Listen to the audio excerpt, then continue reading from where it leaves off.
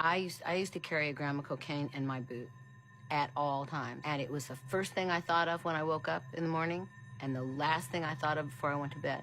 So 1976, that's when I remember being more aware of cocaine.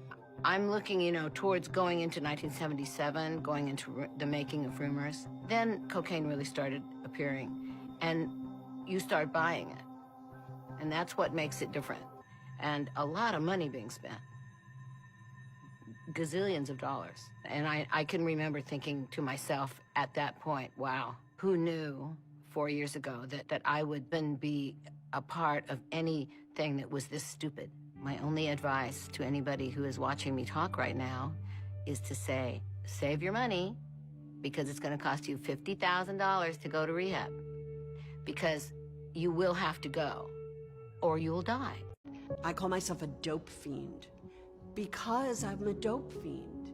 This is the addiction issue, but I mean, there are lots of forms of addiction. If you are asking yourself, can I stop this? Then you're in a prison of your own mind. I had been nursing a secret Vicodin addiction for a very long time, over 10 years. To call yourself an alcoholic or a drug addict is a badge of honor, because the secret, the shameful secret, is the reason why it is such a pervasive illness in our industry, in every socioeconomic strata, in every country in the world. It is the secret shame that keeps people locked up in their disease. Having such a good time, and I'm not knowing I'm fucking up. I mean, I'm drinking, I'm doing every fucking thing you could possibly imagine. And then I get a call, and on the other end of the phone says, "Hi, Jamie Foxx." So who's this? This is Oprah. Uh-oh. You're blowing it, Jamie Foxx. Oh, really? What a nice thing for her to do. You're blowing it. I said, what do you mean? She says, all of this gallivanting and all this kind of shit, that's not what you want to do. She said, I want to take you somewhere, so make you understand the significance of what you're doing. Flash forward to now, Oprah Winfrey tells me you're fucking up. We go to Quincy Jones' house. He says, hey, man, listen, man, you're doing good, man. We just don't want you to blow it, baby. So we go in the house, and there's all these old actors, black actors from the 60s and the 70s, who look like they just want to say good luck. They want to say, don't blow it. Wow. And I was like, I mean, it's almost like an intervention. Yeah. Because listen, you know me, I was going hard. I'm not playing. And then Oprah says, okay, you want to meet who you're supposed to meet here? I said, yeah. He's right there. And it was Sidney Poitier. I was going to say, I bet you they brought out Sidney Poitier. Standing in a tuxedo. Wow. Like the classiest guy ever. Yeah, he says, I said, hello, Mr. Poitier. I saw you one time. You were at a party. Do you remember that? I was like, yeah, I'm well enough. He says, I want to give you one thing. I want to give you responsibility. When I saw your performance, it made me grow 2 inches. I was like, so I break down. Everybody sits me down. It was actually Sidney Poitier's birthday.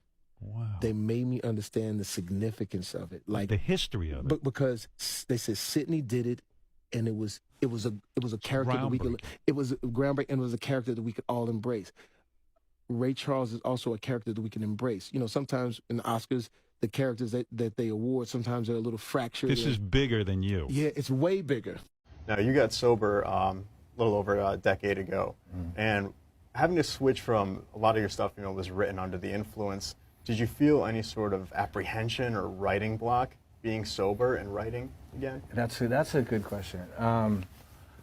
Let's see. I mean, a lot of that material from the old days. I mean, I can pick particular songs that were definitely written under the influence, but I can pick other songs that were written under the influence of a couple beers. I mean, not that big a deal, right? Yeah. But I found that when I got sober, sort of looking back on from the time that I started playing up until 2000 and I guess that was 2006. My partying thing was really a matter of killing time in between gigs. So I wasn't really using when I was on the road. I wasn't really using when I was in the studio. I was always focused on music. So when I got sober, all that sort of effort that I put into, you know, would it turn into a massive addiction at that point? I took all that and just put it straight back into the music, and it wasn't really reliant on me being buzzed or should I say inebriated to be able to create stuff. You know, so I was fortunate. I really just put everything into writing and felt really comfortable sober and playing. Mm-hmm. Because in your book you talk about, you know, you were raised, you liked the way that you were raised, and it's not like you were trying to, you know, battling demons from childhood and trying to drown it and things like that. It was just, like you said, just killing time. Right. Now, do you feel that... Not to say that I didn't have hang-ups or whatever. Yeah, for sure. But yeah, for the most part, I wasn't trying to bury anything because I had some sort of like massive insecurity or you know, something that I was trying to bury in my past or any of that. It was really just partying because it was fun. Yeah, because you grew up around a lot of famous people with your parents. You know, David Bowie was over the house a lot. Your dad always had artists and all this. David Geffen was in your house way before you got signed. So the average day for you was really exciting to the everyman. So do you think that when you were out on your own, you were used to kind of your average being that level of excitement, and you were trying to seek out that adventure and excitement? I mean, that's a good point, but I don't think I was really, when I was a little kid and I was in that environment, it was exciting because it was a massive turn on to be around people who were creating music, and to, you know, if it was being in the studio for like a Joni Mitchell recording, or being at the Troubadour for, you know, Linda Ronstadt or whatever was going on. It was exciting to me, but I didn't recognize it as being exciting when I was a kid. You know what I mean? Because it's just what you're used to. It was just the environment that I was raised